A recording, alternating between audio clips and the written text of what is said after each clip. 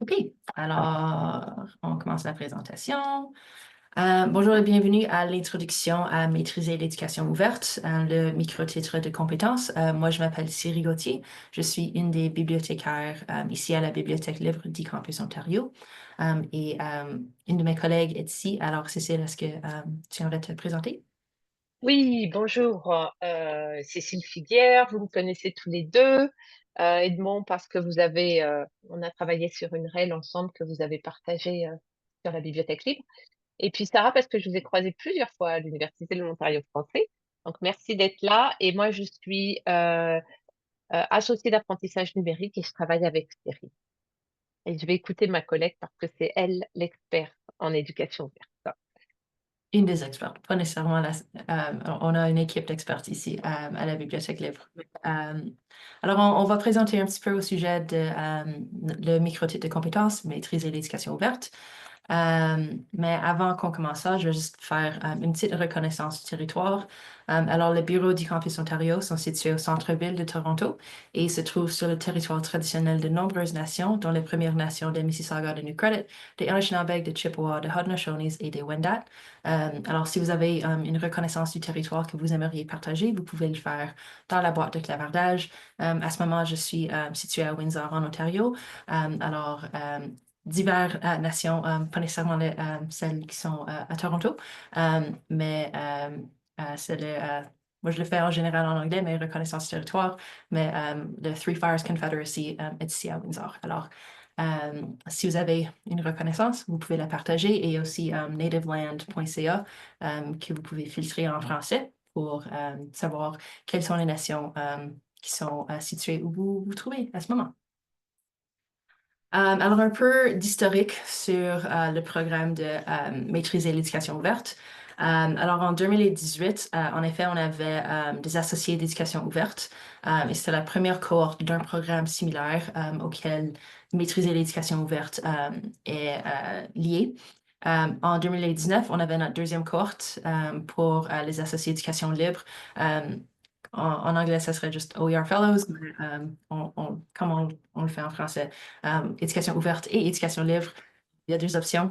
En 2020, plusieurs d'entre vous sont peut-être reconnaissants du commencement de la SAV, alors Stratégie d'apprentissage virtuel, qui était un investissement par le gouvernement de l'Ontario pour l'éducation postsecondaire dans la création des ressources éducatives libres, en effet, et l'éducation en ligne. Alors, on avait trois rondes de la SAV en 2021 jusqu'à 2023. Mais avec 2023 et le commencement de la troisième ronde de la SAV, on avait la création du programme Maîtriser l'éducation ouverte et nos Rangers de l'enseignement libre. Alors, ça, c'était des Rangers, comme on avait dit, et des champions de l'éducation ouverte à nos institutions membres. C'était un programme qui était modélé sur les associés d'éducation ouverte en 2018. Et avec la création de ce programme et de cette initiative, il y avait aussi la création de ce qu'on a nommé Maîtriser l'éducation ouverte.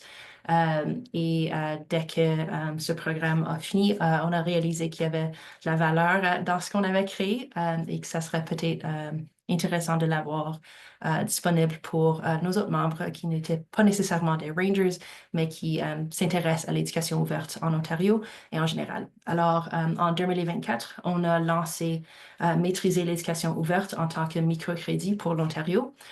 Et cet été sera notre troisième cohorte. Alors, on a, on a hâte. J'espère qu'on va vous voir dans la cohorte elle-même. Mais en général, ceci est juste l'information très bref. Alors, en général, le microtitre lui-même, c'est l'apprentissage autonome avec des séances d'information et d'accompagnement. Ces séances sont facultatives. Alors, si vous aimeriez me rejoindre, parce que je suis la facilitatrice de cette cohorte, vous pouvez le faire à chaque semaine pendant la session et la cohorte elle-même.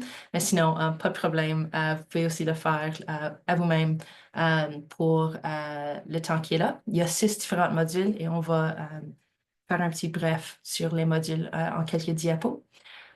La durée estimée de la formation est de 7 à 23 heures. Alors, au cours de 6 semaines, on anticipe 7 à 23 heures. En général, si vous aimeriez avoir plus d'informations et faire plus de recherches ou plus de travail, vous pouvez le faire, mais en général, de base, on estime 17 à 23 heures. Alors, c'est proposé en anglais et en français. On a une cohorte facilitée en anglais et une cohorte facilitée en français. Comme je l'ai dit, je suis la facilitatrice pour la cohorte en français. Alors, vous avez accès à tout en français. Vos questions seront n'importe quelle réponse à vos questions seront en français et toutes rétroactives, n'importe quoi pour la cohorte vont être en français et pour le microtitre. Le prix, en effet, c'est gratuit pour les membres d'eCampus Ontario. Alors, si vous faites partie d'une de nos institutions membres pour eCampus Ontario, c'est complètement gratuit. Vous pouvez le faire sans coût. Euh, alors, ça, c'est du fun. J'aime beaucoup les choses qui sont gratuites, moi, personnellement. Euh, et vraiment le pourquoi. Alors, ça, c'est une question en général, pas nécessairement. Bon, dans ce cas-ci, c'est le pourquoi pour l'éducation ouverte et le microtitre lui-même. Alors, les concepts de la pédagogie ouverte soutiennent l'innovation dans des pratiques de l'enseignement. Et ça, c'est égal à un apprentissage plus personnalisé et engageant pour vos étudiants et étudiantes. L'adoption des ressources éducatives libres et des REL permet de remplacer des manuels de cours qui peuvent mener à des économies financières substantielles pour vos apprenants et apprenantes. Et finalement, le format des REL offre une grande flexibilité en termes d'accessibilité et d'adaptation. En effet, on a un module dédié à l'accessibilité des REL. Et ça veut dire que des contenus sur mesure peuvent être créés pour répondre à tous les besoins et s'ajuster au contexte de votre cours. Euh, alors, vraiment, il y a beaucoup de bénéfices pour des REL et vous allez apprendre un petit peu plus au sujet des bénéfices des REL et de l'éducation ouverte et la pédagogie ouverte au cours du microtitre. Alors, il faut vraiment dire et renforcer qu'il n'y a aucune expérience préalable en matière d'éducation ouverte ou de ressources éducatives ouvertes qui est requise. Alors, les apprenants et apprenantes de tout horizon sont les bienvenus. Alors, pas nécessairement seulement les enseignants, enseignantes ou le corps professoral. Si vous travaillez dans l'éducation, dans n'importe quel rôle, poste, vous êtes le bienvenu. Alors, s'il vous plaît, rejoignez-nous. Si vous êtes, par exemple, bibliothécaire, on aimerait vous avoir administrateur, administratrice. Rejoignez-nous. C'est pas nécessairement seulement pour les enseignants, enseignantes. Alors, on espère que tout le monde va apprendre un petit peu au sujet de l'éducation ouverte. Et on a fait de notre possible pour s'assurer que le contenu et les activités requises sont assez libres et assez ouverts pour s'assurer que toute expérience et tout travail est réfléchi comme étant excellent comme elle est. Alors, aucune expérience préalable est requise et vous ne devez pas être enseignant, enseignante pour participer. Si vous travaillez encore dans l'éducation ouverte, dans n'importe quel rôle, vous êtes le bienvenu. Alors, les objectifs du microtitre lui-même, vous allez avoir un badge qui est disponible pour certifier que vous avez complété le travail dès que vous avez complété le travail. Mais les objectifs sont de comprendre l'histoire et le contexte des REL, particulièrement en Ontario, mais aussi de façon globale, d'identifier et appliquer les principales licences ouvertes, telles que la licence Creative Commons, démontrer votre compréhension des normes et problèmes d'accessibilité courants qui s'appliquent au REL, sélectionner et créer des activités H5P applicables à votre contexte, alors pas nécessairement votre contexte d'enseignement, mais votre contexte professionnel ou personnel, créer des livres sur Pressbooks et s'exercer à l'adaptation, et finalement évaluer le contexte de l'éducation ouverte dans vos propres méthodes d'enseignement et au sein de votre établissement, et aussi au sein de votre travail. N'importe quoi que vous faites. Alors, comme on avait dit, il y a 6 modules. Alors, les voici ici. Un petit un preview, disons. Alors, notre premier module, c'est l'éducation ouverte avec les ressources éducatives libres. Qu'est-ce que c'est l'éducation ouverte? Qu'est-ce que c'est une REL? Quels sont les principes de base? Avec ça, on va continuer la deuxième semaine et on discutera des licences ouvertes. C'est important de savoir comment utiliser une licence ouverte, comment lire une licence ouverte et quand elle s'applique. La troisième semaine, c'est vraiment mené sur l'accessibilité. Alors, l'accessibilité des ressources et comment faire que ça soit accessible pour vos apprenants et pour ceux qui utilisent vos ressources. Finalement, la semaine 4 et 5, en effet, on le fait un peu ensemble.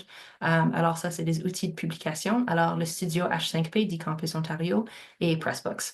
Alors, si vous participez au microtitre, vous faites partie, en effet, d'une de nos institutions membres et vous avez accès à ces outils de publication. Alors, on prend 2 semaines juste pour s'assurer que vous pouvez l'utiliser, créer des règles et vous avez des outils qui sont nécessaires pas nécessairement nécessaires, mais qui peuvent être utilisés pour créer des règles. Et finalement, avec la dernière semaine, c'est vraiment les initiatives d'éducation ouverte. Alors, pas nécessairement simplement de créer une règle, mais comment encourager l'utilisation de l'éducation ouverte en général et les différentes méthodes pédagogiques et vraiment comment encourager la croissance de l'éducation ouverte à votre institution et dans votre contexte professionnel. La structure du cours, c'est du contenu hebdomadaire. Alors, chaque semaine, on vous demande de réviser le contenu du module et effectuer les activités requises. Il y a un max de vraiment 3 par semaine. Ils sont vraiment très petites, pas beaucoup de travail.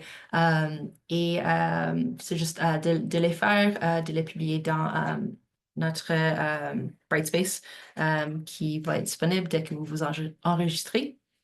Et il y a aussi toujours les sessions facultatives qui sont aussi hebdomadaires. Alors, c'est vraiment une revue et le partage des informations complémentaires. Il y a une structure du chat ouvert. Alors, les activités requises, les clarifications du contenu de cours et des questions d'orientation relatives à la semaine en cours. Et je réalise que la capture d'écran est pour la première cohorte et pas la cohorte qui vient. Alors, les dates là ça correspond pas à la prochaine cohorte qui va être en juin. Alors ça, c'est à la première cohorte qu'on avait créé cette diapositive, mais les dates pour chaque semaine vont être mises à jour dans le cours lui-même et sont toujours... ça correspond toujours en effet à la cohorte qui est là. Euh, et en effet, les dates pour la semaine, pardon, la cohorte qui viennent, alors ça va être du 2 juin au 20 juillet 2025. Les inscriptions sont ouvertes, alors vous pouvez vous inscrire dès ce moment ici. Et je crois que Cécile va partager le lien dans la boîte de clavardage pour vous enregistrer. Il y a aussi le code QR qui est là.